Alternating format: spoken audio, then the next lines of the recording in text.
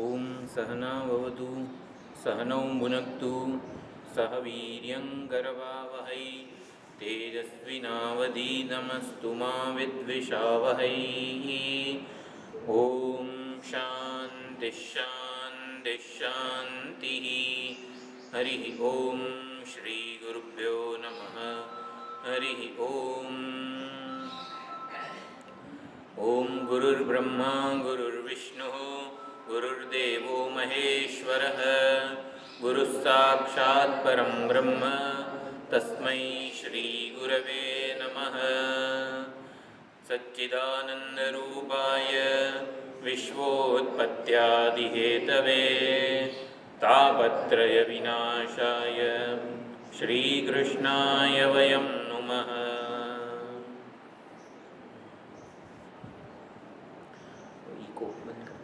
Eco बंद कर दो।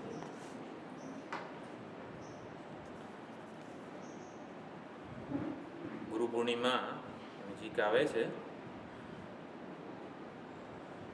તો આપણા શાસ્ત્રોમાં જે સ્વરૂપે સદગુરુદેવનો મહિમા ગવાયો હોય, ગુરુના મહિમાની વગેરે સ્તુતિ થઈ હોય, ગુરુ ભક્તિની અને ગુરુ ભક્તોની સ્તુતિ થઈ હોય એવા અમુક પ્રસંગો જે છે આપણા શાસ્ત્રોમાં, જે ગુરુ શિષ્યની પરંપરા છે. ગુરુ પૂર્ણિમા નજીક આવે છે તો ગુરુ પૂર્ણિમા વ્યાસ પૂર્ણિમા કહેવાય.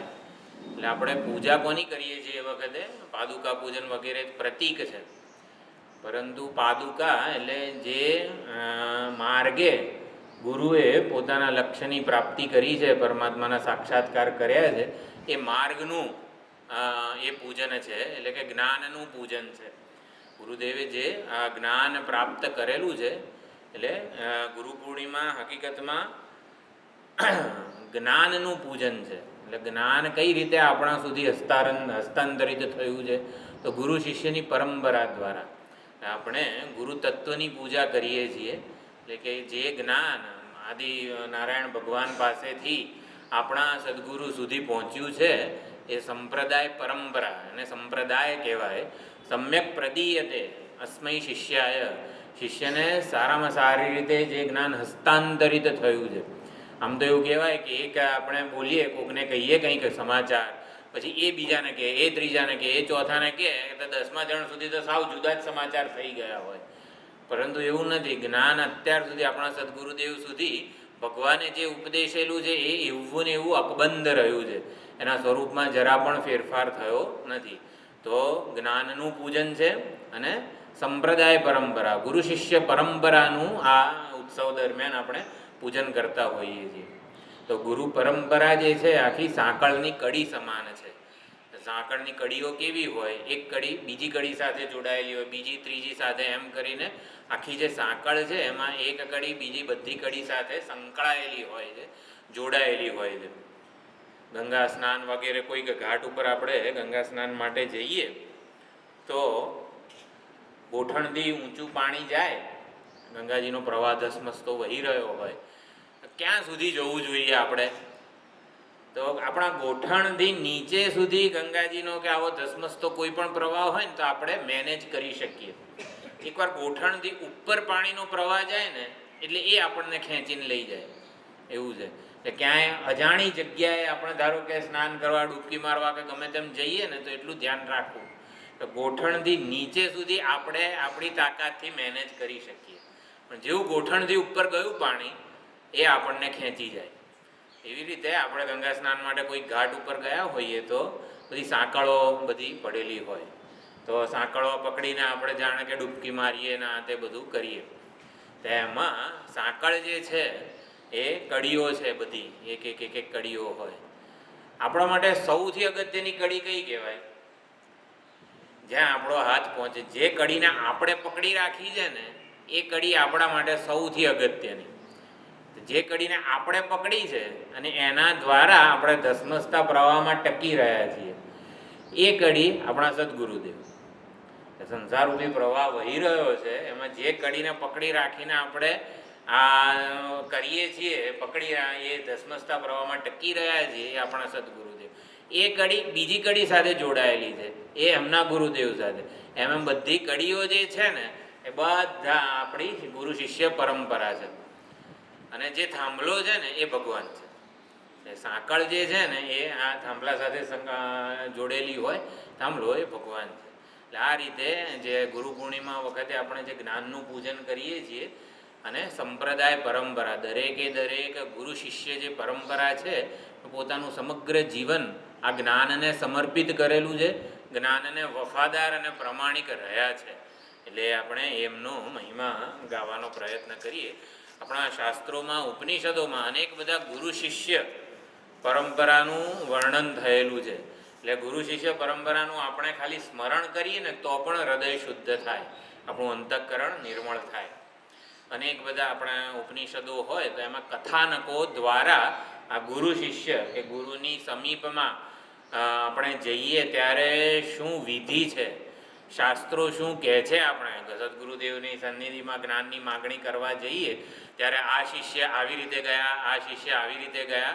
તો એવી રીતે ગુરુ ભક્તિ કહો કે ગુરુ શિષ્ય પરંપરાનો અભિનય આપણે કે કઈ રીતે રહ્યા છે બધા ગુરુ પાસે, એનું પણ થોડોક આપણે દરેક કથાનક છે, વાર્તા સમાન છે. તો સૌથી પહેલું એક છે છાંદોગ્ય ઉપનિષદમાં સત્યકામ જાબાલ કરીને એક, અને એમના ગુરુ છે હારિદ્રુમત ગૌતમ. તો ગૌતમ ગોત્ર હશે અને હારિદ્રુમત એમનું નામ જ છે. તો સત્યકામ જાબાલ બહુ પ્રસિદ્ધ ઉદાહરણ છે. ગુરુ ભક્તિ જોવી હોય તો સત્યકામ જાબાલમાં આપણે જોઈ શકીએ છીએ કેવી સુંદર, નિષ્કપટ અને કોઈ માગણી વગરની આ ગુરુ ભક્તિ છે સત્યકામ જાબાલની. સત્યકામ જાબાલ આવી રીતે એને પોતાના ગોત્ર વગેરેનું નામ કંઈ ખબર નથી. એટલે જ્યારે એની માતા પિતા વગેરે છે નહીં, એટલે માતા પાસે મોટો થાય છે. 5 વર્ષનો થાય એટલે વૈદિક કાળની વાત છે, ઉપનિષદ કાળની. એટલે 5 વર્ષનો થાય એટલે ઉપનયન સંસ્કારને હાથે બધું કરીને ગુરુકુળમાં એને મોકલી દેવામાં આવે ભણવા માટે. એટલે 5 વર્ષનો થયો, ગામડામાં બધા જાણે કે 5 વર્ષના થાય તો ગુરુકુળમાં જતા હોય. તો એને પણ એની માને પૂછ્યું કે માં, મારે ગુરુકુળ નિવાસ કરવો છે, ગુરુ પાસે જઈને બધા વેદો ભણવા છે, તો મારું ગોત્ર શું છે? ત્યારે તો ગોત્ર પ્રમાણે આ વેદ વિદ્યા, આપણું જે ગોત્ર હોય એ પ્રમાણે જે તે વેદની જે તે શાખાનું અધ્યાપન આપણને કરાવવામાં આવે. એટલે વેદની તે શાખા આપણી કહેવાય. પછી તો કે માં, મારું ગોત્ર શું છે? તો સત્યકામ, એટલે એની માતા જબાલા હતી, માતાનું નામ જબાલા. તો જબાલા જે છે એવું કહે છે કે યૌવનમાં બહુ જ, અત્યારે પહેલાં જલ્દી લગ્ન થતા હોય તો ખબર નહીં, એટલે એ પ્રમાણે બહુ જ યુવા અવસ્થામાં મેં તને પ્રાપ્ત કર્યો હતો. અને આપણા ઘરે બહુ બધા મહાત્માઓ આવતા રહેતા હતા સત્સંગ માટે. એટલે આપણે તારા પિતાશ્રીને આપણું ગોત્ર પૂછવાનો મને સમય જ નહોતો મળ્યો. અને જલ્દીથી આવી રીતે પિતાનું નિધન થઈ ગયું, તારા પિતાનું, અને એટલા માટે તારું ગોત્ર શું છે ને એ હું જાણી શકી નથી. એટલે યુવાવસ્થામાં આવી રીતે વિવાહ વગેરે સંપન્ન થયા હતા અને એ ઘરમાં બહુ બધા આવી રીતે સત્સંગ વગેરે ચાલતો હતો. તારું ગોત્ર શું છે ને એ મને નથી ખબર. તું તારા ગુરુ પાસે જા અને કહેજે કે હું જબાલાનો પુત્ર છું, એટલે સત્યકામ જાબાલ નામે મારા ગામમાં ઓળખાવું છું, આટલું કહેજે. એટલે ગોત્ર ખબર ના હોય ને તો કે આ બ્રાહ્મણ છે, ક્ષત્રિય છે, કશું ખબર ના પડે આપણને. એટલે બ્રાહ્મણને જુદી વેદ વિદ્યાઓ આપવાની હોય ને એ પ્રમાણે હતું વૈદિક કાળમાં વ્યવસ્થા. સત્યકામ જાબાલ જાય છે હારિદ્રુમત ગૌતમ પાસે અને પછી કહે છે, સૌથી પેલું હારિદ્રુમત ગૌતમ પૂછે છે કે તું કયા ગોત્રનો છું? તો એટલે સીધું નાનું બાળક એને જેવું શીખવાડેલું હોય ને, જો સ્કૂલે જાય ને તો આવું બોલવાનું વગેરે વગેરે, આવું જેવું શીખવાડેલું હોય ને એવું એમને એમ આખું બોલી જાય છે. કે મારી માતા યુવા અવસ્થામાં હતા ત્યારે બહુ બધો સત્સંગ વગેરે ઘરમાં થતો હતો, અનેક મહાત્માઓની અવર જવર રહેતી હતી. એટલે જેવું જો પટપટ જેવું એની માએ કીધું હતું ને એવું એ હારિદ્રુમત ગૌતમ પાસે બોલી ગયો. એટલે ત્યારે હારિદ્રુમત ગૌતમ સમજી લે છે આ બ્રાહ્મણ જ હોવો જોઈએ. બ્રાહ્મણ સિવાયનો બીજો કોઈક હોય ને તો કંઈક એની આટલો સરળ ના હોય. તો બ્રાહ્મણનો સૌથી મોટો ગુણ શું છે? સરળતા. કે પોતે પોતાની એબ એટલે કંઈક મર્યાદા, ગોત્રનું નામ ખબર નથી, પિતાનું નામ વગેરે કંઈ ખબર નથી, કશ્યપ ગોત્ર છે મારું એવું કહી શક્યો હોત ધારો કે, પણ સરળતા કોને કહેવાય કે પોતાની કોઈક મર્યાદા છતી થઈ જાય ને તો એ પ્રગટ થવામાં થોડો સંકોચ કરે અને વચન એવી રીતે બોલીએ કે આપણી મર્યાદા આમ છતી ના થઈ જાય.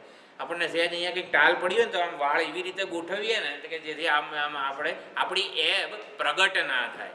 એટલે આપણી મર્યાદા કોઈક પ્રગટ ના થાય એનું કેટલું ધ્યાન રાખતા હોઈએ છીએ આપણે. એવી જરૂર કેમ પડી? આપણી મર્યાદા ધારો કે બીજા સમક્ષ પ્રગટ ના થવી જોઈએ એવી જરૂરિયાત કેમ છે? કારણ કે લોકો મને માપશે, મને મારા વિશે કંઈક બોલશે, એવી પણ જેને કોઈ ગણતરી નથી.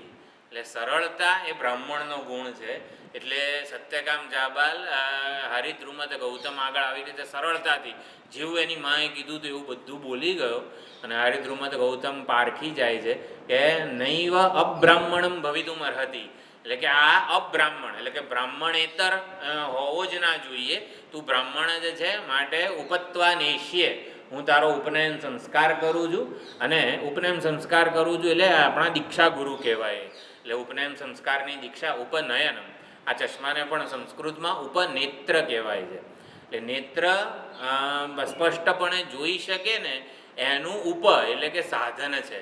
આપણા ચશ્મા નંબર આવી જાય પછી આપણે સરખું જોઈ ના શકીએ તો આપણી દ્રષ્ટિને સુધારવાનું આ સાધન છે. તો ઉપનયન સંસ્કાર આપણે જનોઈને શિખા વગેરે ધારણ કરીએ છીએ. એટલે જ્યાં સુધી જનોઈ શિખા વગેરે ત્રૈવર્ણિક એટલે બ્રાહ્મણ, ક્ષત્રિય અને વૈશ્ય આ બધાએ જનોઈ શિખા ધારણ કરવા જ જોઈએ. એવું નથી કે ખાલી આ બ્રાહ્મણો જ જનોઈ વગેરે ધારણ કરે. ત્રૈવર્ણિક ત્રણેય વર્ણના જે છે એ પ્રમાણે લોકોએ જનોઈ અને શિખા એ સનાતન ધર્મ જે છે ને એ એનું પ્રતીક છે. એટલે કે આપણે શાસ્ત્રનું અનુશાસન સ્વીકારીએ છીએ, આપણે ગુરુનું અનુશાસન સ્વીકારીએ છીએ અને ઈશ્વરનું અનુશાસન સ્વીકારીએ છીએ. આજે જે શિખા વગેરેમાં 3 વાળ, તે 3 વાળ એટલે પ્રતીક શું છે? 3 આલંબન છે, શાસ્ત્ર, ગુરુ અને ઈશ્વર છે. અને એ શિખા સંન્યાસ દીક્ષા વખતે આપણા જે સંન્યાસ દીક્ષાના ગુરુ હોય એ પોતે એ 3 શિખા જે છે એ વાળ એ કાપે, આપણને નિર્ગ્રંથ બનાવી દે સંન્યાસ દીક્ષા વખતે. તો હરિદ્રુમત ગૌતમ એનું ઉપનયન સંસ્કાર વગેરે કરે છે. ઉપનયન સંસ્કાર કરે એટલે દ્વિજ બને. એટલે પહેલાં જન્મે ત્યારે પ્રાકૃત હોય, કોઈ પ્રકારના સંસ્કાર વગરનું બાળક હોય અને પછી આવી રીતે ગુરુને પણ આવી રીતે ઉપનયન સંસ્કાર આપવાનો અધિકાર છે. ઉપનયન સંસ્કાર આપે છે અને સંસ્કાર આપીને શું પહેલાં તો ભણાવવું પડે ને બધા વેદો, ઉપનિષદો, આપણા શાસ્ત્રો, પુરાણો. તો શું કહે છે? આ 400 ગાયો છે એટલે ગુરુકુળમાં તો ત્યાં જ રહેવાનું, ખાવાનું વગેરે હોય, ગૌશાળા ને આ તે બધું હોય. તો 400 જ આમ દુબળી પતલી એવી બધી ગાયો હતી.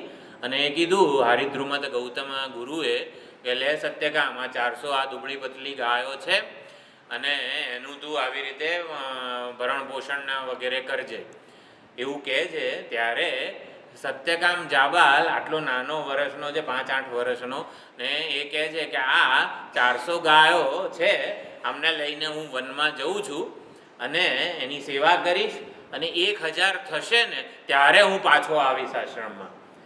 400 ગાયો લઈને જાય છે. હું તો ભણવા આવ્યો છું, આવું બધું ગુરુ છે, આવું બધું ગાયોની સેવા બધું મન ના ફાવે. એ બધું મારું કામ થોડું છે? આટલી નાની કુમળી હોય કંઈ આવું બધું કામ કરવાનું હોય? આવું બધું નહીં. એને સામેથી કીધું કે આ 1000 નહીં થાય ને ત્યાં સુધી પાછો નહીં આવું. એટલે 400 ગાયો લઈને વનમાં છે. 400 ગાયો હાચવવી એક નાના બાળકથી આપણે તો વિચારી જ નથી શકતા અત્યારે. તો ક્યાંય જતી રહે ને બધું કેટલું ધ્યાન રાખવું પડે, એને હંકારવી પડે, એને જુદી જુદી રીતે સાચવવી પડે દરેક ઋતુમાં ને બધું. તો 400 ગાયો લઈને વનમાં જાય છે. નિષ્કામ ભક્તિ, ગુરુ ભક્તિ જે છે એ કેવી આપણા શાસ્ત્રોમાં આવા પાત્રો અને કથાનકો દ્વારા આપણને જાણવા મળે છે. હવે આપણું અમે ઘણીવાર વાત કરી છે કે ગુરુની સેવાથી ઈશ્વર, એટલે આપણી ગુરુ સેવા સંપન્ન થઈ છે, આમાં પર્યાપ્ત થઈ છે એવી ક્યારે ખબર પડે? ઈશ્વર પ્રસન્ન થાય ત્યારે. અને ઈશ્વરની સેવા આપણી પર્યાપ્ત થઈ છે, જેવી નિષ્કામ ભાવે થવી જોઈએ એવી થઈ છે કે નહીં એવી ક્યારે ખબર પડે? તો ગુરુ પ્રસન્ન થાય ત્યારે. એટલે બંને એકબીજાથી આપણે સમજી શકીએ છીએ. તો સત્યકામ જાબાલ આવી રીતે હવે રોજ ગણતો હશે, 400 થઈ, હવે 402 થઈ, હવે 410 થઈ, એવું બધું ગણવાનું કોઈ ગણતરી ના હોય. નિષ્કામ ભાવે જ્યારે આપણે સેવા વગેરે કરતા હોઈએ ત્યારે કોઈ ગણતરી હોતી નથી કે મેં આટલું કર્યું, ધ્યાન રાખજો બચેરી, એવું બધું કશું જ ના હોય. ત્યારે સત્યકામ જાબાલ આવી ગૌ સેવા કરે છે વનમાં, અને જ્યારે 1000 થાય છે ત્યારે જે નંદી છે ને એ નંદીના રૂપમાં કોઈક દેવતા પ્રગટ થાય છે. અને નંદીના રૂપમાં કોઈક દેવતા પ્રગટ થાય છે અને કહે છે વયમ સહસ્રમ સંપેદુહુ, અમે 1000 થઈ ગયા છીએ. નય અસ્માકમ ગુરુકુલમ પ્રતિ, અમને ગુરુકુળ પ્રતિ લઈ જાઓ. એટલે નંદી રૂપે એક દેવતા પ્રસન્ન થાયને કહે છે કે અમે 1000 થઈ ગયા છીએ અને અમને હાંકી કાઢો, એટલે ગુરુકુળ સુધી હંકારી જાઓ. એટલે આવું કહે છે. એટલે સત્યકામ જાબાલ આવી રીતે પાછો ફરે છે 1000 ગાયોને લઈને. અને માર્ગમાં દેવતાઓ જ એ ગુરુ ભક્તિ એની જે હતી એનાથી પ્રસન્ન થઈને એને પરમાત્માના જુદા જુદી જે કળાઓ કહેવાય ને, જેમ કે સર્વજ્ઞ, સર્વશક્તિમત્તા, આ જે પરમાત્માના જે માયા ઉપાધિના ગુણો છે ને એમાંથી એક એક ગુણનો એને પાઠ ભણાવે છે કે સર્વજ્ઞતા એટલે શું, સર્વવિતપણું એટલે શું. તો પરમાત્માના સ્વરૂપનો એક એક અંશ એ આવી રીતે પરમાત્મા જગતનું સર્જન કરે છે, પાલન કરે છે, સંહાર કરે છે, બધું પોતાનામાં સમાવી લે છે. એક અંશનું એક ઓલું જળ કુકડી નામનું એક પક્ષી હોય તો એ રૂપે કોઈક દેવતા આવીને એને ઉપદેશ આપે છે એક કળાનો.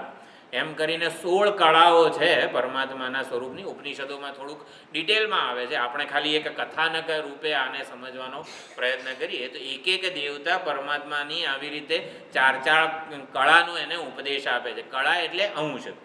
કળા એટલે આપણે સમજવું હોય તો કોઈક વ્યક્તિ હોય એ અહીંયા આવે સવારે તો કેવા ગુરુ ભક્ત, તો વ્યક્તિ એક છે પણ ગુરુ ભક્ત એક એની કળા કહેવાય. પછી નોકરી ધંધે જાય તો જે એની બોસ વગેરે જે કંઈ કંપનીનો માલિક હોય તો એ માલિક, તો એ એક એની કળા કહેવાય. તો પરમાત્મા છે, જગતનું સર્જન કરે ત્યારે એની એક કળાનો પરિચય આપણને મળે, પાલન કરે તો એ પ્રમાણે એના જુદા જુદા પાસાઓનો પરિચય દરેક અમુક દેવતાઓ એક પશુ પક્ષી રૂપે પ્રગટ થઈને પરમાત્માનું જ્ઞાન એને આપે છે.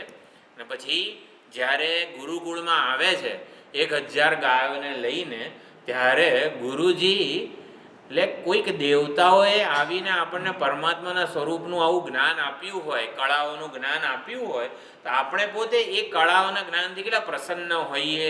અને એટલે ગુરુજી હરિદ્રુમત ગૌતમ સત્યકામને જોઈને એવું કહી દે છે, તું તો બ્રહ્મજ્ઞાની જેવો લાગે છે, તને કોણે ઉપદેશ આપ્યો મારા સિવાય. એટલે આપણા ગુરુદેવ જે છે સત્યકામ જાબાલની મુખમુદ્રા એક પ્રસન્નતા અને એક પ્રકારની નિરાંત પરમાત્માના સ્વરૂપનો આપણે દર્શન કર્યા હોય.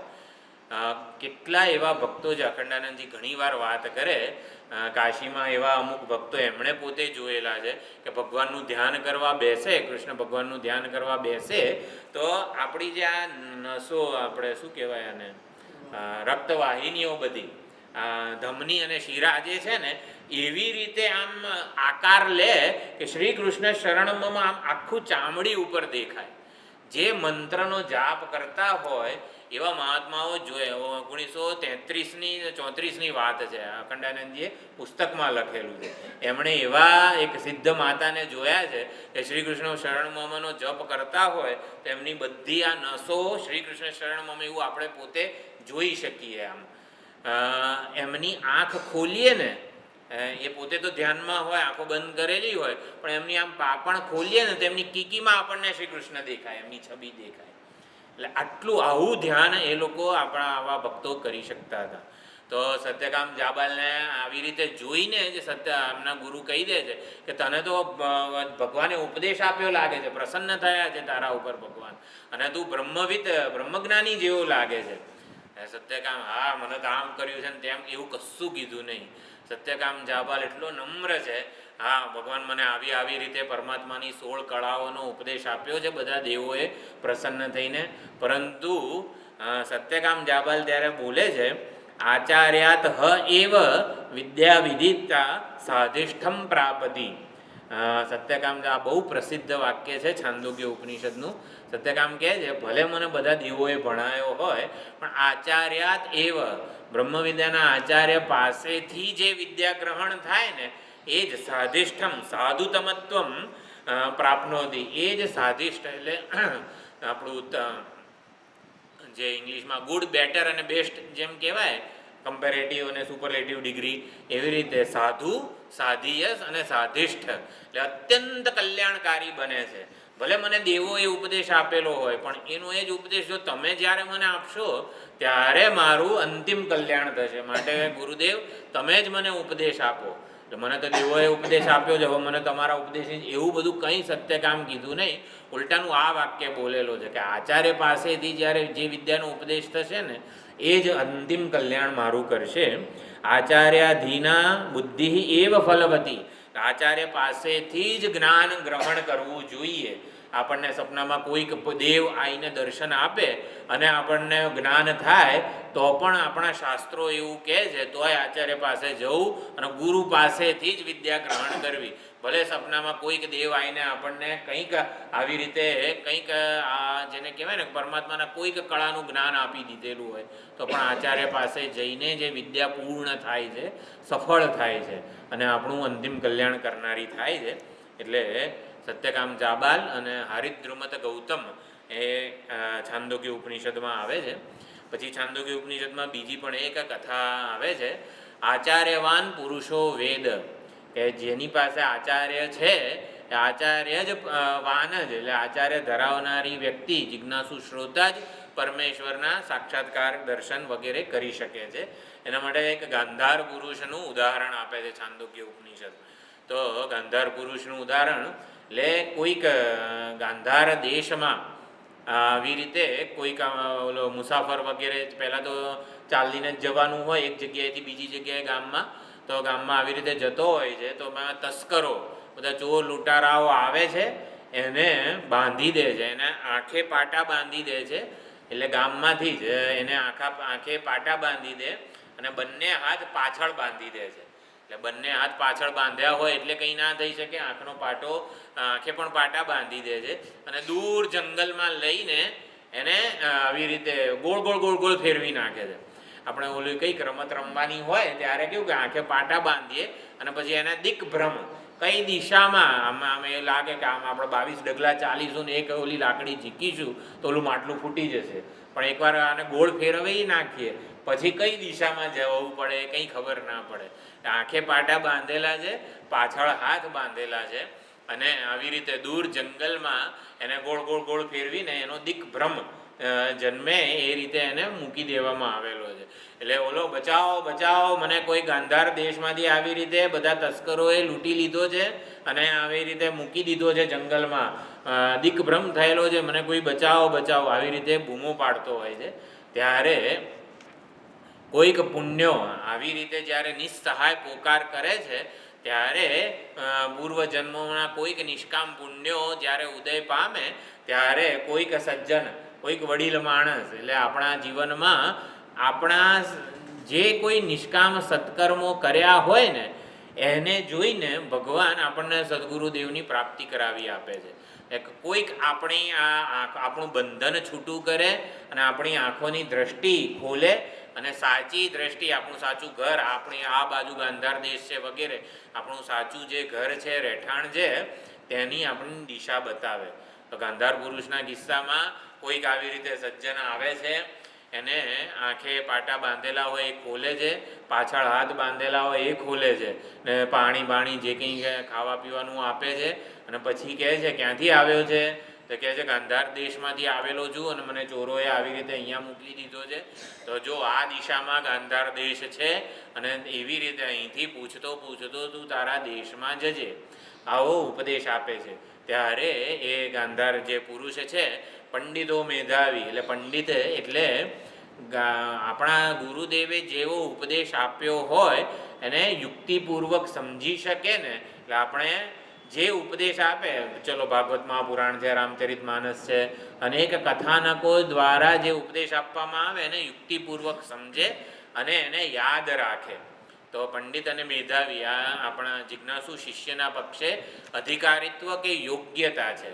તો એ પછી પૂછતો એટલે કે ગાંધાર દેશ કઈ બાજુ છે, તો અનેક બધા કે નાકની દાંડીએ ચાલ્યા જાઓ. નાકની બધા કાઠિયાવાડમાં એવું કહેવાય ને કે નાકની દાંડીએ ચાલ્યા જાઓ, સીધે સીધા આવી જશે. ભાઈ નાકની દાંડી પછી આમે નાકની દાંડી કહેવાય અને આમે નાકની દાંડી કહેવાય, તો કઈ બાજુ જવાનું? એટલે પછી પૂછવું પડે કે ભાઈ આવી રીતે અહીંયા ક્યાં છે, અહીંથી આ ગાંધાર દેશ કઈ બાજુ કઈ દિશામાં છે, ઓલા 4 રસ્તા વગેરે કંઈક આવતા હોય તો આપણે પૂછીએ. તો એ પ્રમાણે પૂછતો એટલે કે ગુરુદેવે જે દિશા બતાવી છે એ દિશા એ માર્ગે ચાલતા વચ્ચે જે મહાત્માઓ આવે એમને આપણે સત્સંગ વગેરે તીર્થયાત્રા વગેરેમાં એવું જ હતું. તીર્થયાત્રા વગેરે વખતે છે ને એક્ઝેક્ટલી આપણને ખબર પડે. એટલે બધા સાધુઓ તીર્થયાત્રા કરતા હોય ને તો કે આ ગામ કેટલે દૂર આવ્યું એવું પૂછીએ. નર્મદા પરિક્રમામાં પણ ઘણીવાર આવો અનુભવ થાય કે આ ગામ કેટલે દૂર આવ્યું. તો સાધુઓમાં કેવું હોય કે આવું એ વખતે તો કિલોમીટર કે આવું યોજન ભોજન કશું હતું નહીં. તો કે 11 શિવ મહિમના સ્તોત્ર દૂર આવ્યું. ફલાણું ગામ કેટલે દૂર? તો કે તમે 11 વાર શિવ મહિમના કરો ને એટલે ત્યાં પહોંચી જશો. એટલે સાધુઓમાં આવી હોય. આપણે આમ જનરલી મળીએ એકબીજાને, કેમ છો, મજામાં છો? તો સાધુઓ એકબીજાને મળે ત્યારે કેમ છો એવું ના પૂછે. સાધુઓ એકબીજાને મળે ને ત્યારે શું, ક્યાં સાધન ચલ રહા હૈ, ભાઈ શું અત્યારે સાધન, શું ભણવાનું ચાલી રહ્યું છે, કયો ગ્રંથનો અભ્યાસ થઈ રહ્યો છે. સાધુઓમાં આવી બધી પરિપાટી હોય, ક્યાં સાધન ચલ રહા હૈ. અને આવી રીતે કેટલુંક દૂર આ ગામ છે, ભાઈ 11 શિવ મહિમના કરો એટલે તમે ત્યાં પહોંચી જશો. આવી રીતે એ માર્ગ એટલે 11 શિવ મહિમના એટલે ભાઈ સામાન્ય રીતે શિવ મહિમના બોલતા જેટલી વાર લાગે એવું બધું એને પંડિત અને મેધાવી કીધો. ભાઈ ફાસમ ફાસ બોલી કાઢી મહિમના પાર એવું નહીં. શાંતિથી જે રીતે બોલતા 11 શિવ મહિમના પછી જમણો હાથ લેવાનો છે, જમણી બાજુએ વળવાનું છે, આવું બધું યાદ રાખવાનું. એટલે એ પ્રમાણે ત્યારે પોતાના ગાંધાર દેશ, તો અહીંયા ગાંધાર દેશના ઉદાહરણ દ્વારા ઉપનિષદોએ એવું સમજાયું કે ગાંધાર દેશ એટલે આપણું પરમાત્મા સ્વરૂપ. તો પરમાત્મા સ્વરૂપમાંથી જ આપણને તસ્કરોએ આ ચોર લૂંટારા વગેરે ખેંચીને આપણને ક્યાં જંગલમાં, આ સંસારરૂપી જંગલમાં મૂકી દીધા છે. અને પછી કેવી રીતે મૂક્યા છે? એક તો આંખે પાટા બાંધ્યા છે અને હાથ પણ પાછળ બાંધી દીધા છે. એટલે આંખે પાટા બાંધ્યા છે એટલે આપણી જ્ઞાનેન્દ્રિયોથી પરમાત્મા સીધા જણાય એવા નથી. અને હાથ કર્મેન્દ્રિય છે. એ કર્મેન્દ્રિય હું કંઈક સાધના કરું, હું આટલું કરીશ, આમ કરીશ, તેમ કરીશ અને સુખી થઈ જઈશ, પરમાત્માની પ્રાપ્તિ કરી લઈશ. એટલે આપણા કોઈ પ્રયત્નથી, અભિમાનથી, એટલે ક્રિયાશક્તિનું અભિમાન છે આપણને, કર્મ, અને આવી રીતે જ્ઞાન શક્તિ જે છે એને પણ ઢાંકી દીધેલી છે તસ્કરોએ. આ તસ્કરો એટલે આ બધા રાગ દ્વેષ વગેરે બધા તસ્કરો છે. આપણને આવી રીતે સંસારમાં આપણને દિગ્ભ્રમ, આમ ગોળ ગોળ ફેરવી રવાડે ચડાવે છે. આ બધા અંતર શત્રુઓ છે બધા, એ આપણને વળગે છે અને રવાડે ચડાવે છે. અને પછી આપણને આપણે આવી રીતે સંતપ્ત થઈએ છીએ, આપણે બચાવો વગેરે ઈશ્વરને પોકાર કરીએ છીએ. ત્યારે ઈશ્વર આવી રીતે કોઈક સદગુરુ રૂપે જીવનમાં આવે છે, ઉપદેશ આપે છે. આપણી આંખની, હાથની વગેરે આપણી બધી શક્તિઓથી આપણને જેમ જાંબાને આવી રીતે હનુમાનજીને પરિચય કરાવ્યો એવી રીતે આપણને પરિચય કરાવે છે. અને પછી આપણને ઉપદેશ આપે છે. ઉપદેશ દ્વારા આપણે પાછા આપણા સ્વરૂપને પ્રાપ્ત કરતા હોઈએ છીએ. એક આ ગાંધાર દેશવાળું ઉદાહરણ છે. પછી બીજું છે સનતકુમાર અને નારદજીનું. તો આપણા જે ભાગવતની પરંપરામાં પણ સૌથી પહેલાં નારાયણ ભગવાન છે, બ્રહ્માજી છે. બ્રહ્માજીએ સનતકુમારને આપ્યું, સનતકુમારે નારદજીને આપ્યું. એટલે નારદ જે વક્તાઓ છે ને, નારદજીએ વેદવ્યાસજીને આપ્યું, વેદવ્યાસજીએ શુકદેવજીને આપ્યું. તો નારાયણ, બ્રહ્માજી, સનતકુમાર, નારદ, વેદવ્યાસજી અને શુકદેવજી. તો આવી રીતે જે ભાગવતની પણ પરંપરા છે ને એ ભાગવતના અવતારો છે હકીકતમાં. એટલે નારાયણ ભગવાન જે છે એ અંતર્યામી, હૃદયસ્થ પરમાત્મા કહેવાય છે. પછી બ્રહ્માજી જે છે એ જાગ્રત અવસ્થાના રૂપે, એટલે અંતર્યામી એટલે આપણે જ્યારે ઊંઘી ગયા હોઈએ ત્યારે આપણે આખા શરીરમાંથી આપણું તાદાત્મ્ય સંકેલીને હૃદય પ્રદેશમાં પરમાત્મા સાથે એક થઈને સૂતા હોઈએ છીએ. આપણી સભાનતા માત્ર હૃદયમાં હોય છે. જાગ્રત અવસ્થામાં કેવું, આપણે નાકના અગ્રભાગ સુધી સભાનતા છે. અહીં કોઈક અડે ને તો પણ ખબર પડે. એક મચ્છર અહીં બેસે ને તોય ખબર પડે આપણને. તો આપણા આખા શરીરમાં વ્યાપ્ત હોય છે ચેતના આપણી. સ્વપ્ન અવસ્થામાં આપણે છે ને આ બધી ચેતનાઓને સંકેલીને અહીંયા બધી ઈડા પિંગલા વગેરે બધી નાડીઓ છે, સૂક્ષ્મ નાડીઓ, એટલે કંઠ પ્રદેશમાં આપણે રહેતા હોઈએ છીએ. એટલે સ્વપ્ન જોતી વખતે આપણે અહીં કંઠ પ્રદેશમાં હોઈએ છીએ. એટલે ને નાડીઓ, સૂક્ષ્મ નાડીઓ, આપણી આ ડૉક્ટરોએ એકે નાડીઓને જોઈ નથી હજી સુધી. કારણ કે કેવી છે, આપણા વાળ જે છે એનો 1000મો ઊભો છેદ કરીએ ને એટલી સૂક્ષ્મ છે આ બધી ઈડા પિંગલા વગેરે નાડીઓ. અને એ આ કંઠ પ્રદેશમાં છે. અને ત્યાંથી પછી ઊંઘી જઈએ ને ત્યારે હૃદય પ્રદેશમાં આવતા હોઈએ છીએ. તો એ પ્રમાણે અંતર્યામી એટલે હૃદયસ્થ પરમાત્મા. પછી જાગ્રતમાં જે આવે છે એ બ્રહ્માજી. પછી બ્રહ્માજીએ સનતકુમારને આપ્યું. સનતકુમાર એટલે એમણે જ ભક્તિદેવી વગેરે જે પ્રગટ થયા હતા પોતાના જ્ઞાન અને વૈરાગ્ય રૂપી સંતાનોને લઈને સનતકુમારવાળી કથામાં. તો સનતકુમાર વડે આ ભક્તિ જ્ઞાન વૈરાગ્ય વગેરે જીવંત થઈને એકદમ હૃષ્ટપુષ્ટ થઈને આવ્યા હતા. અને પછી નારદ જે છે એ મનના સંકલ્પ રૂપે છે અવતાર ભગવાનનો. પછી વેદવ્યાસજી વાણી રૂપે થયેલો ભાગવતનો અવતાર છે. અને શુકદેવજી શબ્દ રૂપે થયેલો ભાગવતનો અવતાર છે. આ પ્રમાણે ભાગવતના અવતારની પરંપરા કહેવાય છે. એમાં સનતકુમાર અને નારદજી વચ્ચેનો સંવાદ છે. જો ગુરુ પાસે જઈએ ત્યારે કેવો અભિગમ આપણો હોવો જોઈએ એ બધું આ નારદજી પાસેથી આપણને ખબર પડે છે. તો નારદજી 64 વિદ્યાઓમાં પારંગત હતા. એ 64 વિદ્યાઓનું આખું લિસ્ટ છે. એટલે જ્યારે નારદજી સનતકુમાર પાસે જાય છે ત્યારે ભગવાન હું આટલું ભણેલો છું, આટલી વિદ્યાઓમાં પારંગત છું એમ કરીને બધી વિદ્યાઓ બોલી જાય છે. આવો છું તો પણ એ ભગવાન તમે મને બ્રહ્મ વિદ્યા ભણાવો. અધિ ભગવ. એટલે કોઈ પણ અહીંયા ગુરુજી પાસે આવીએ સવારે બપોરે ગમે ત્યારે ગુરુજીને કહેવાનું અધિ ભગવ. હે ભગવાન મને અધ્યયન કરાવો, અધ્યાપન કરાવો. અધિ ઓમ અધિ ભગવ એ વિદ્યા પ્રાપ્તિનો, વિદ્યા માગણીનો મંત્ર છે. આ મંત્ર બોલીએ ને પછી ગુરુદેવે ને ના પાડવાની, હજી કાલે આવજો વગેરે પાછી ઠેલવવાની સ્વતંત્રતા જ નથી. શાસ્ત્રોએ આપી જ નથી આચાર્યને સ્વતંત્રતા. કોઈક જો ઓમ અધિ ભગવ આવો મંત્ર બોલે પોતાના આચાર્ય પાસે તો આચાર્યને સ્વતંત્રતા જ નથી કે ના ના હવે બહુ સમય થઈ ગયો છે પછી આવજો વગેરે. એવો બોલવાની આચાર્યને અનુજ્ઞા જ નથી, પરમિશન જ નથી. એ ભણાવવો જ પડે એને શિષ્યને. રોજ ગુરુદેવ પાસે આવીને ઓમ અધિ ભગવાન અને ભણાવો એટલે બ્રહ્મ વિદ્યા પ્રદાન કરો એવું કહેવાનું.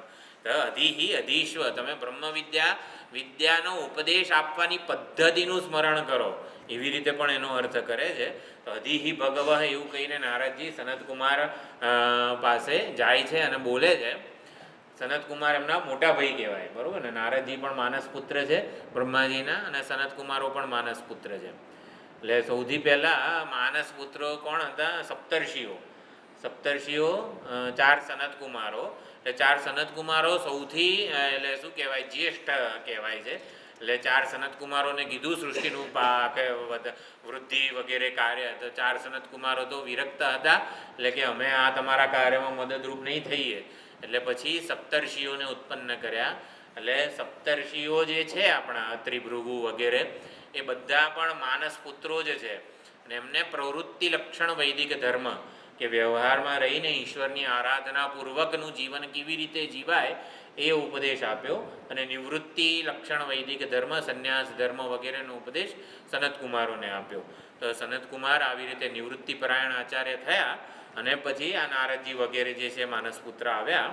તો નારદજી પોતાનું 64 વિદ્યાઓ વગેરે જે છે ને એ બધું અભિમાન છોડીને એ કહે છે કે આટલું બધું ભણેલો છું ને છતાં પણ મને પૂર્ણ સંતોષ હજી થયો નથી. જેમ વેદવ્યાસજીએ શોક પ્રગટ કર્યો નારદજી આગળ અને નારદજીએ એમને કીધું કે તમે હરિકથા વગેરેનું હજી જેવું જોઈએ એવું કીર્તન કથન વગેરે કર્યું નથી, તમે ભાગવતની રચના કરો, એના દ્વારા સુંદર ભાગવત પુરાણ આપણને મળ્યું. એવી જ રીતે નારદજી પણ કે આટલું બધું ભણેલો છું ને છતાં પણ સંતોષ નથી. મેં ભણી લીધું છે એવો મને સંતોષ હજી થયો નથી. હજી કેટલુંક ભણું તો મને સંતોષ થાય. એટલે મને પૂર્ણ સંતોષ આમ જેને કહેવાય ને 5 લાડુ ખાઈને બેઠા હોઈએ આપણે, એટલે એવું કહે છે કે આપણે ઉપવાસ કર્યો હોય ને તો બાજુવાળાને ખબર પડવી ના જોઈએ. આપણું મોઢું વગેરે આમ ઉપવાસ કર્યો હોય ને તો આમ થોડું ગાલ અંદર જતા રહે, આવે થોડુંક આજે કંઈ ખાધું નથી, આપણું ઉદાસ મોઢું ના, બાજુવાળાને ખબર ના પડવી જોઈએ આપણે ઉપવાસ કર્યો છે. એટલે એક અસંતોષ વગેરે આમ જરાક આપણને કંઈક જેનાથી છે ને આપણને કંઈક ચાલે છે એમ, 5 વાટકા મોટા ખીર અને ખાઈને આમ કેવું પેટ એકદમ ફૂલ ભરેલું હોય અને ગાલ ઉપર આમ પ્રસન્નતા હોય ને, એવી પ્રસન્નતા ઉપવાસમાં જળવાય ને તો આપણો ઉપવાસ સાર્થક થયો કહેવાય. એટલે બીજાને ખબર ના પડવી જોઈએ કે આપણો ઉપવાસ કર્યો છે. તો એવી રીતે આ વિજ્ઞાન જે છે ને, હવે બધું ભણીએ, ઓલું ભણ્યો નથી હજી, એટલે આ માથું ખંજવાળવું પડે હજી, ઓલું મારા કરતાં બીજો કોઈ વધારે મોટો વિદ્વાન છે કે નહીં. એ કે જ્ઞાનમાં જ્યારે પ્રસન્નતા, એટલે જ્ઞાન હકીકતમાં સરળ બનાવે છે, આપણને નિર્ભર કરે છે. વિદ્યા વિનયથી શોભે છે વગેરે આપણે જે કીધું છે, નમ્ર બનાવે છે. કેરી વગેરે જે બધા ફળો છે પાકે ત્યારે નમ્ર થાય છે, નમે છે. તો એવી રીતે આ જ્ઞાન આપણને કૃતકૃત્યશ્ચ ભારત એતદ બુદ્ધવા બુદ્ધિમાન સ્યાદ કૃતકૃત્યશ્ચ ભારત. એટલે શેના માટે ભણીએ છીએ? કૃતકૃત્ય, બીજો આપણને જોઈને પ્રસન્ન થવો જોઈએ એના માટે. એવી કૃતકૃત્યતા હજી જન્મી નથી. જો આવું સ્વીકારવું ને એ જ કેટલી મોટી બાબત છે. 64 મહાવિદ્યાઓ આપણને હસ્તગત હોય, હૃદયસ્થ હોય, છતાં પણ આપણે કોઈક મહાત્મા પાસે જઈને એવું કહી શકીએ કે આવી રીતે મને પૂર્ણ સંતોષ થયો નથી. ત્યારે નારદજી સનતકુમારને કહે છે આવી રીતે, મને પૂર્ણ સંતોષ થયો નથી અને માટે નિરતિશય શ્રેયસ સાધનમ, મારું અંતિમ કલ્યાણ થાય ને એનું કોઈક સાધન મને ઉપદેશો. ત્યારે સનતકુમાર અને નારદજી આવી રીતે સનતકુમાર નારદજીને ઉપદેશ આપે છે. પણ ઉપદેશ આપતી વખતે નારદજી કઈ રીતે જાય છે એ બહુ સુંદર વસ્તુ છે. ઉત્તમ અભિજન, અભિજન એટલે આપણી જાતિ, કયા કુળમાં જન્મેલા છીએ આપણે. તો નારદજીનું કુળ આ માનસ પુત્ર છે બ્રહ્માજીના, પછી વિદ્યા. તો આટલા અભિમાન છોડીને ગુરુ પાસે જવું જોઈએ. જ્યારે ગુરુજીને પગે લાગીએ ત્યારે આટલી વસ્તુઓનું અભિમાન છોડીને પગે લાગવું જોઈએ.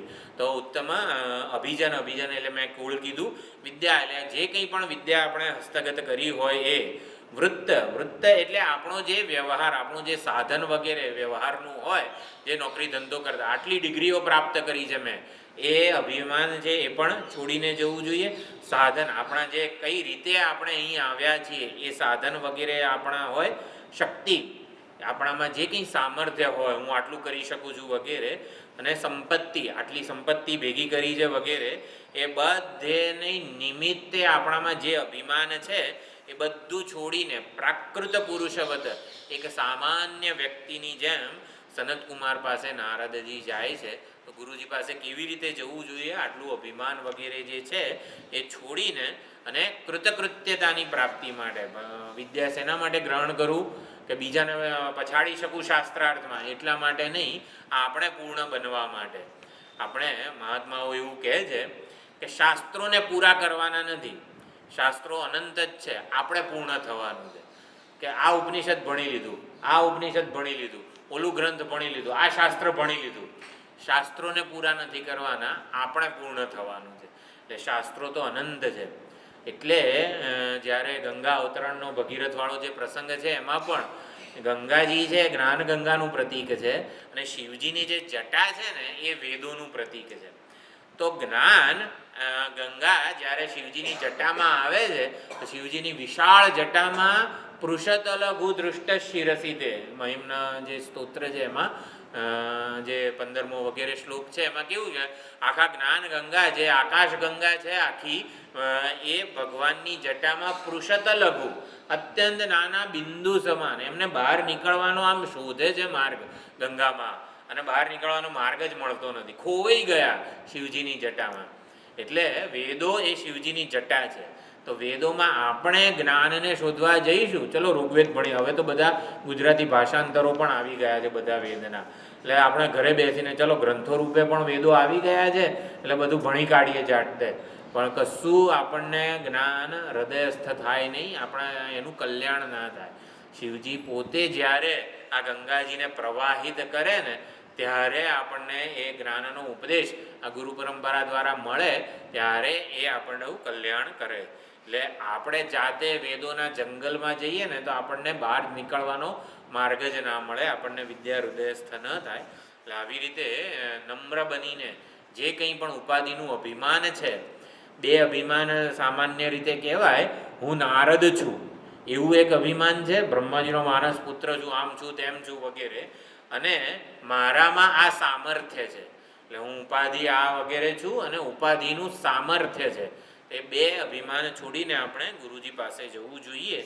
ત્યારે ગુરુજી જે છે પ્રસન્ન થઈને, ઘણીવાર શાસ્ત્રોમાં કીધું છે કે આચાર્યને તમારે પ્રસન્ન કરવા જોઈએ. એટલે શું આચાર્ય આમ દુઃખી હોય, આમ એ મોઢું આમ પેલું કે ઈશ્વરને પ્રસન્ન કરવા જોઈએ. એટલે ઈશ્વર શું આમ દુઃખી હોય, આખા જગતને ચલાવવાનું હોય, કેટલું ટેન્શન હશે નહીં ભગવાનને. આમ ટેન્શન હોય તો દુઃખી હોય માણસ. આમ ગુરુજીને આમ આખો આશ્રમ ધમધમતો રાખવો હોય તો કેટલું ટેન્શન હશે ને ગુરુજીને.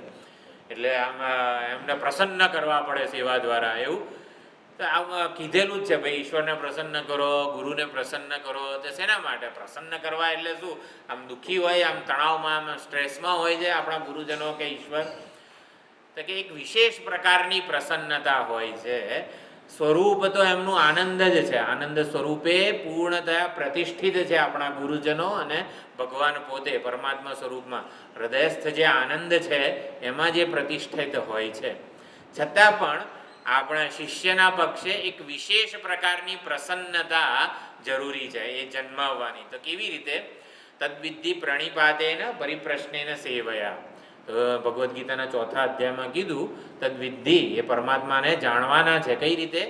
પરિપ્રશ્નેન સેવયા અને તદ્વિદ્ધિ પ્રણિપાતેન. તો પ્રણિપાત દીર્ઘ નમસ્કાર વગેરે અને પ્રણિપાત કહેવાય. પછી સેવા વડે અને પછી પરિપ્રશ્ન. પરિપ્રશ્ન એટલે વિવેક ચૂડામણીના ગુરુજીએ શીખવાડ્યું છે ને, કો નામ બંધ કથમેશ આગત વગેરે બધા શ્લોકો, સ્વામીન નમસ્તે ન લોક બંધો, બધા તમે જે ગાઓ છો એમાં જ છેલ્લે આ શ્લોક આવે છે. એવો પ્રશ્ન પૂછીએ કે ગુરુજી આ સમગ્ર આ વિદ્યા જે છે એનો ઉપદેશ આપે કે જીવ શું છે, જગત શું છે અને ઈશ્વર શું છે. જીવ જગત અને ઈશ્વર વિશે આપણે કંઈક ખ્યાલો ધરાવીએ જ છીએ. હું કોણ છું, આ જગત શું છે અને ભગવાન કોણ છે, એ ખ્યાલોને, એ માન્યતાઓને જ આ શાસ્ત્રો છે ને સુધારે છે. તો જીવ જગત ઈશ્વર વિશે કે સાચું જ્ઞાન આપણને શાસ્ત્રો આપે છે. તો જ્યારે આપણે આચાર્યને ઉપલબ્ધ થઈએ, આચાર્યની સન્નિધિમાં જઈએ, ત્યારે વિવેક ચૂડામણીના બધા સુંદર શ્લોકો છે. કેવી મનોમંથન વગેરે થયું હોય છે. વિવેક ચૂડામણીના શ્લોકો તમે ગાઓ જ છો ને બધા? હા, કયા છે? સ્વામી નમસ્તે કયા રાગમાં ગાઓ છો બા બધા તમે? લોકબંધો કારુણ્ય સિંધો પતિતં ભવાબ્ધો મામોદ્ધરાત્મીય કટાક્ષ દૃષ્ટ્યા રુજ્વ્યાતિ કારુણ્ય સુધા વિવૃષ્ટ્યા દુર્તરેયં ભવ સિંધુમેતં કાવાગતિર્મે કદમોસ્ત્યુપાયઃ જાનેન કિંચિત કૃપયાવમામ્ભો સંસાર દુઃખ ક્ષતિમાતનુષ્વ દીય પદ પંકજ પંજરાંતઃ નસરાજહંસઃ પ્રયાણ સમયે કપવાતભેતૈઃ ભાવરોદન વિદો સ્મરણં કુતસ્તે. તો અહીંયા કથમ દરેયમ ભવ સિંધુ મેં પરિપ્રશ્ન કહેવાય. તો ભગવદ્ ગીતામાં કીધું ને તદ્વિદ્ધિ પ્રણિપાતેન પરિપ્રશ્નેન સેવયા. તો પ્રણિપાત એટલે આપણે ઉપલબ્ધ થઈએ. આમ તો ક્યાંક સાંભળ્યું હોય તમે લોકોએ કે જ્યાં જ્યાં શિષ્ય ગુરુ પાસે જાય તો હાથમાં સમિધાનો ભારો લઈને જાય છે. સમિધ એટલે ગુરુને ત્યાં બધા સંધ્યાવંદન, અગ્નિહોત્ર વગેરે બધા કરતા હોય તો બ્રહ્મચારી તરીકે જઈએ ને ત્યારે પણ સંધ્યાવંદન એટલે સવારની 2 આહુતિ ભગવાનને અર્પણ કરવાની, સાંજની 2 આહુતિ, એમ કરીને સંધ્યાવંદન કરવાનું હોય ત્યારે અગ્નિ કાષ્ઠ વગેરે જોઈએ તો સૂકા લાકડા વનમાંથી જવાનું હોય તો જે સૂકા લાકડા વગેરે હોય એનો ભારો હાથમાં લઈને આપણે ગુરુદેવને પાસે જતા હોઈએ. શંકરાચાર્યજી જ્યારે કાલડીથી નર્મદા કિનારે ગોવિંદપાદાચાર્યજી પાસે ગયા ત્યારે પણ હાથમાં સમિધા લઈને જાય છે, અર્પણ કરે છે અને પછી શરણાગતિ સ્વીકારે છે. તો સમિધા હાથમાં લાકડાનો ભારો જે છે ને હકીકતમાં આપણી શરણાગતિનું સૂચક છે. શરણાગતિ પૂર્વક ગુરુ પાસે જવું એટલે શું? તો શરણાગતિ કોને કીધી છે? તે કે સુખી થવાનો ઉપાય મને ખબર છે અને સુખી થવાનું મારું સામર્થ્ય છે. 4 ભ્રાંતિઓ આપણે લઈને જીવતા હોઈએ છીએ. આ 4 ભ્રાંતિઓને છોડવી એને શરણાગતિ કહેવાય છે. સુખી થવાનો ઉપાય મને ખબર છે, સુખી થવાનું મારું સામર્થ્ય છે. દુઃખ મુક્તિનો ઉપાય મને ખબર છે, દુઃખ મુક્તિ દુઃખથી છૂટવાનું મારું સામર્થ્ય છે. આ 4 ભ્રાંતિઓ છે જીવમાં. આ 4 ભ્રાંતિઓને છોડવી એને શરણાગતિ કીધી છે. ખરેખર ભગવાન બહુ પ્રયત્ન કર્યો, સુખી થવા માટે અનેક ઉપાયો અજમાવી જોયા. કંઈ મારા પ્રયત્નથી, મારા સામર્થ્યથી, મારા આવી રીતે મારી જ્ઞાન કે બળથી પણ આ સુખી થવાનું મારું સામર્થ્ય નથી. દુઃખ મુક્તિ માટે પણ અનેક બધા પ્રયોગો કરી ચૂક્યા છીએ, પ્રયત્નો, પણ છતાં દુઃખ મુક્તિ, કાયમી દુઃખ મુક્તિ મળી નથી. એટલે આને શરણાગતિ કહેવાય. આ રીતે જ્યારે આપણે આને પ્રણિપાતના કિસ્સામાં આવ્યું, હાથમાં સમિધા વગેરે. પ્રણિપાત પછી સેવા. તો નિષ્કામ ભાવે આપણે ઉપલબ્ધ રહીએ. સેવા કરવી એટલે શું? એક ભજન છે રંગવદૂત મહારાજનું, સાધો મન કા માન ત્યાગો. એટલે આપણે ગમે તેટલી સાધના આપણે ઘરે રહીને કરીએ ને, 3:30 ઉઠી જઉં છું અને જપ કરવા બેસી જઉં છું. ક્યાં કરો છો? મારા ઘરે જ કરું છું. જય શ્રી કૃષ્ણ. જે પોતાના મનનું ધાર્યું કરતો હોય ને એનાથી દૂર રહેવું એમ. એટલે સેવામાં આપણે સમજી રહ્યા છીએ. સેવા કરવી એટલે શું? પોતાના મનનું ધાર્યું નહીં. એટલા માટે ગુરુનું અનુશાસન હોય છે. ગુરુ પાસે આપણે આશ્રમ નિવાસ કરીએ ને, આશ્રમ નિવાસ દરમિયાન કર્મયોગ કરવાથી જેટલું હૃદય શુદ્ધ થાય ને એના કરતાં 10,000 ગણું હૃદય શુદ્ધ ઝડપથી આશ્રમ નિવાસ દરમિયાન થાય છે. આશ્રમ નિવાસ દરમિયાન ગુરુનું અનુશાસન હોય એટલે પોતાનું ધાર્યું કરવા, મનને પોતાનું ધાર્યું કરવા નથી મળતું. ગુરુનું અનુશાસન હોય એટલા જ માટે આશ્રમો મહાત્માઓ જે છે એ મહાત્માઓના અનુશાસનમાં બધા વિદ્યાર્થીઓ, બ્રહ્મચારીઓ રહે. એટલે કે ગુરુની સેવા કરવી એટલે શું? ગુરુનું અનુશાસન સ્વીકારવું. એટલે પોતાના મનનું ધાર્યું નહીં કરવાનું. પોતાના મનનું ધાર્યું, મન એવું છે ને કે ખરેખર આપણું પોતાના મનનું ધાર્યું કરવા માટે અનેક દલીલો પણ રજૂ કરશે, પણ આપણે ગુરુના અનુશાસનને સ્વીકારીએ. એટલે સેવા એટલે ગુરુનું અનુશાસન. અનુશાસન એટલે ગુરુ કહે એ પ્રમાણે આપણે ઉપલબ્ધ રહીએ. જેવી જરૂરિયાત હોય આ ઉપાધિમાં, જેવું સામર્થ્ય, જેવું કળા આપણને આપેલી છે ભગવાને, એનો આદર કરીએ અને એને ગુરુ સેવામાં આપણે લગાવીએ. ગુરુનું અનુશાસન અને પછી પરિપ્રશ્ન. કથમ તરેયમ એ શ્લોક છે એ પરિપ્રશ્ન કહેવાય. એટલે ગુરુજીએ ટૂંકમાં પતાવવું ના પડે, ટૂંકમાં બધો આખો વિવેક ચૂડામણીનો ઉપદેશ આપવો પડે. 546 શ્લોક છે. એક પ્રશ્ન પૂછ્યો શિષ્યએ, કથમ તરેયમ ભવ સિંધુ મેતમ. 546 શ્લોક, 581 શ્લોકો છે. 581 શ્લોક ગુરુએ ભણાવવા પડ્યા. બોલો. એટલે આને પરિપ્રશ્ન કહેવાય. તો એવો પ્રશ્ન પૂછીએ કે જેથી સમગ્ર જીવ, જગત, ઈશ્વર, બંધન, મોક્ષ અને મોક્ષનો ઉપાય આ બધું ગુરુએ કહેવું પડે. એ પ્રમાણે એ પરિપ્રશ્ન જે છે એ પૂછીએ, સેવા કરીએ ત્યારે ઉપદેક્ષંતિ તે જ્ઞાનમ. એટલે ત્યારે આચાર્યો, મહાત્માઓ, ગુરુજનો ઉપદેશ આપશે જ. એટલે ભગવાને પ્રતિજ્ઞા કરી છે, ઉપદેક્ષંતિ કહી દીધું છે, આચાર્યએ ઉપદેશ આપવો જ પડે.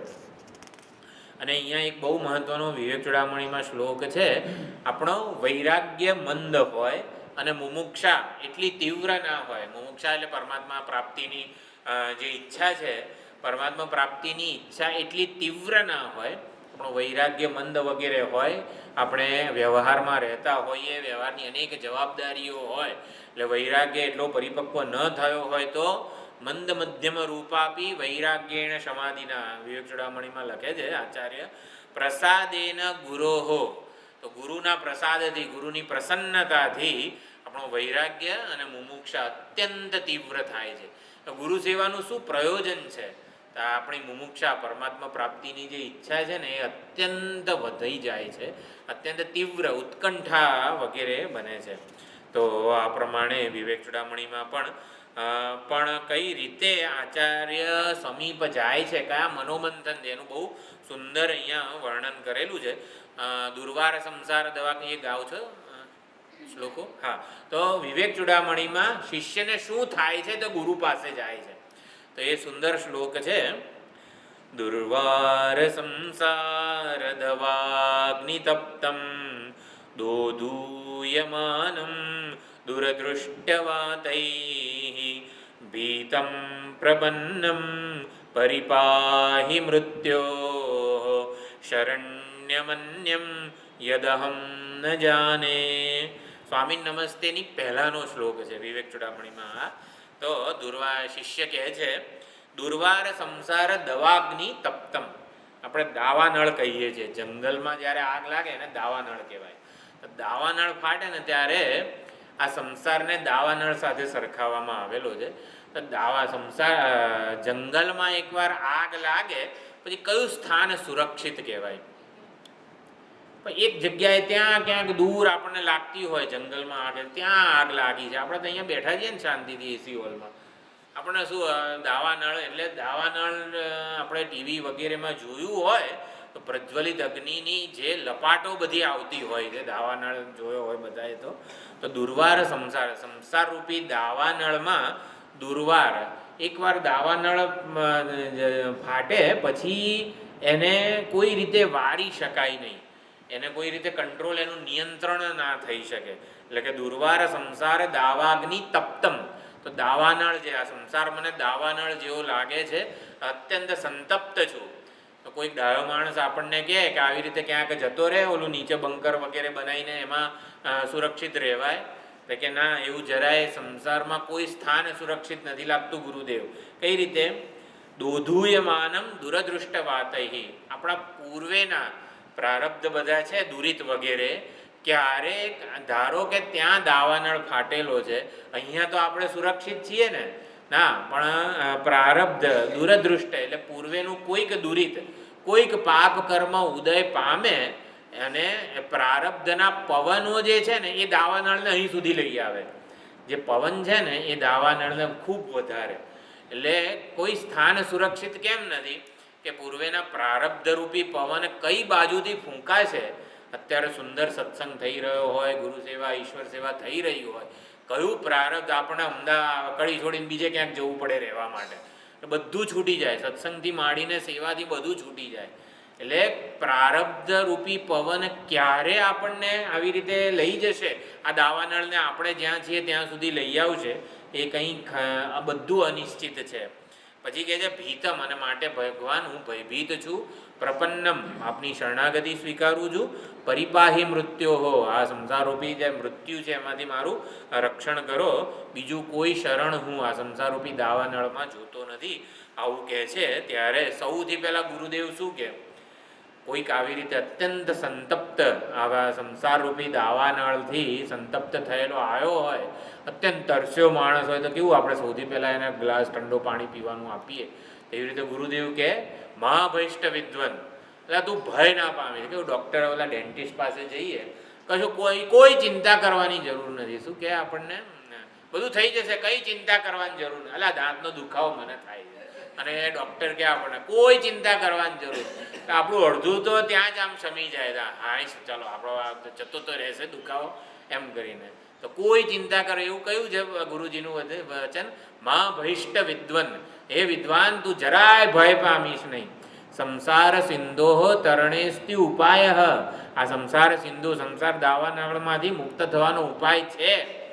યેનૈવ યાતાઃ યતયઃ પારમ, જે માર્ગે અમે બધા યતિઓ સંન્યાસીઓ સંસાર સાગરને તરી ગયા છીએ ને, એ જ માર્ગ, એ જ ઉપાય હું તને કહીશ. તમે એવ માર્ગમ તવ નિર્દિશામી. એટલે આપણા માટે કોઈક નવો જ માર્ગ બતાવે ગુરુજી, જે માર્ગે કોઈ ચાલ્યું જ ના હોય. તો આપણને કહે ગુરુજી, શ્રદ્ધાવાન લભતે જ્ઞાનમ તત્પર સંયતેન્દ્રિય જ્ઞાનમ લબ્ધ્વા પરામ શાંતિમ નચિરેણાથી ગચ્છતિ વગેરે કહે. બધું ભગવાન બરોબર, પણ આ માર્ગે કોઈ ચાલ્યું છે ખરું આગળ, કે પછી પહેલો જ બલીનો બકરો હું છું? તો કે ના ના, એ નહીં યાતા હા યતય અપારમ. એટલે જે માર્ગે યતિઓ સંન્યાસીઓ અમે બધા પાર પામ્યા છીએ, એ જ માર્ગ, એ જ ઉપાય હું તને કહીશ. એટલે વિશ્વસ્ત કરે છે આપણને. સૌથી મોટું ગુરુજીનું સૌથી અભયદાન, મા ભૈષ્ઠ ભાઈ ઉપાય છે ભાઈ, તું ભય ના પામીશ, અને બીજું અભયદાન આપે છે, અને આપણને સંસાર સિંધુને તરવાનો ઉપાય, આ જ્ઞાન વગેરે ઉપદેશ વગેરે જે છે એ આપણને આપે છે. તો વિવેક ચૂડામણીમાં પણ બહુ સુંદર રીતે વાત કરવામાં આવી છે. પછી પંચદશીમાં એક બહુ સુંદર રૂપક એક આપેલું છે, એ એકવાર આપણે જોઈ લઈએ, પછી બાકીની જે બધા ગ્રંથોમાં ચર્ચા છે આવતી વખતે જોઈશું.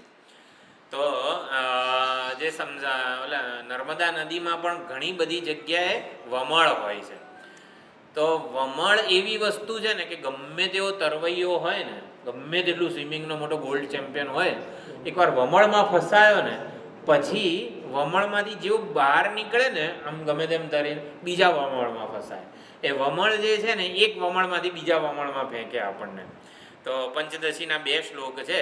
સત્કર્મ પરિપાકાતે કરુણાનિધિના ઉદ્ધૃતા. એટલે એક કીડાનું દૃષ્ટાંત આપે છે. તો એક કીડો છે નદીના વમળમાં ફસાઈ ગયો. એક વમળમાંથી માંડ તરીને આવે છે બહાર, ત્યાં બીજા વમળમાં ફસાય છે. ત્યારે પછી આવું ને આવું જ ચાલે છે કેટલાય સમય સુધી.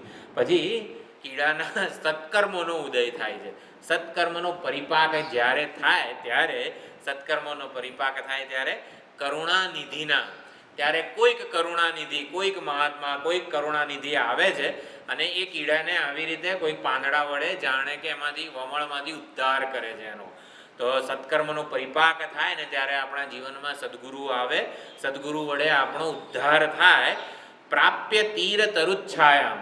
પછી ભગવાન જે કોઈક આવી રીતે સજ્જન વગેરે પાંદડા વડે એ કીડાને વમળમાંથી બહાર કાઢે, અને તીર તરુચ્છાયામ એટલે ઓલો જે વમળ નદી વગેરે છે એની કાંઠે લઈ જઈને વૃક્ષની છાયામાં એને મૂકે છે.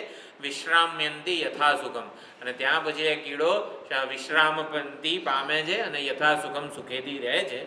એવી જ રીતે ઉપદેશમ અવાપ્ય એવમ આચાર્યાત તત્વદર્શિનઃ. કોઈક તત્વદર્શી આચાર્ય પાસેથી આ પ્રમાણે ઉદ્ધાર થયેલો જીવ આવી રીતે ઉપદેશ પ્રાપ્ત કરે છે. પંચકોશ વિવેકેના, એને બધી જુદી જુદી પ્રક્રિયાઓ વડે ઉપદેશ આપે છે. લભંતે નિર્વૃત્તિમ પરામ. પરામ નિર્વૃત્તિ, નિર્વૃત્તિ એટલે આનંદ, પરમ આનંદને એ પ્રાપ્ત થાય છે. આપણા જે ગ્રંથો છે પ્રસ્થાન ત્રયી એવું કહેવાય. તો સૌથી પહેલાં પ્રકરણ ગ્રંથો વગેરે ભણાવવામાં આવે. આ વિવેક ચૂડામણી વગેરે પ્રકરણ ગ્રંથ કહેવાય. પછી જે ભગવદ્ ગીતા ભણાવવામાં આવે, પછી ઉપનિષદો ભણાવવામાં આવે, અને પછી બ્રહ્મસૂત્ર વગેરે. તો વેદવ્યાસજીએ આ બધી વ્યવસ્થા કરેલી છે. તો ગુરુ પૂર્ણિમાએ વેદવ્યાસજીનું પૂજન એટલા માટે થાય છે કે એમણે 3 આપણે માર્ગ જે છે, કર્મ માર્ગ, ભક્તિ માર્ગ અને જ્ઞાન માર્ગ, આ ત્રણેયની મીમાંસા. મીમાંસા એટલે આદરણીય વિચાર. આપણે પરમાત્માનો જ્યારે વિચાર કરીએ ને ત્યારે કેવું એક આદરપૂર્વક કરીએ. ગુરુજી વિશે ચિંતન કરીએ ત્યારે કેવું આદરપૂર્વક ચિંતન કરતા હોઈએ. તેને મીમાંસા કહેવાય. તો જ્ઞાન મીમાંસા માટે વેદવ્યાસજીએ બ્રહ્મસૂત્રની રચના કરી છે. ભક્તિ માટે પુરાણોની રચના કરી છે. ભક્તિની મીમાંસા એમણે 18 પુરાણો, એમાં ભાગવત વગેરે છે, મહાપુરાણ કહેવાય છે, એની રચના કરી છે. અને કર્મની મીમાંસા, કર્મયોગ કે કર્મનું સ્વરૂપ, આપણું કર્મ ઈશ્વરની આરાધના કેવી રીતે બને, તો એ ગહના કર્મણો ગતિ કીધું છે કે એવું કર્મ કેવી રીતે કરીએ કે જેથી આપણું કલ્યાણ થાય. કર્મની મીમાંસા માટે વેદવ્યાસજીએ મહાભારતની રચના કરી છે. એટલે મહાભારત, પુરાણો અને બ્રહ્મસૂત્ર, તો આ આખું પ્રસ્થાનત્રય વગેરે જે છે એનું વેદવ્યાસજીએ રચના કરી છે. એ શાસ્ત્રો વગેરે ભણવા દ્વારા આપણે જે છે આપણું અંતિમ કલ્યાણ જીવનનું કરી શકીએ છીએ. અનેક ઉપનિષદોમાં સત્યકામ જાબાલ જેવા બહુ સુંદર કથાનકો છે. એક નચિકેતાવાળું પણ યમરાજાનું વગેરે ઉદાહરણ છે. થોડા 3-4 ઉદાહરણો છે, આવતી વખતે આપણે જોઈશું. ઓમ પૂર્ણમદ પૂર્ણમિદં પૂર્ણાત પૂર્ણમુદચ્યતે પૂર્ણસ્ય પૂર્ણમાદાય પૂર્ણમેવાવશિષ્યતે. ઓમ શાંતિ શાંતિ શાંતિ. હરિ ઓમ શ્રી ગુરુભ્યો નમઃ. હરિ ઓમ.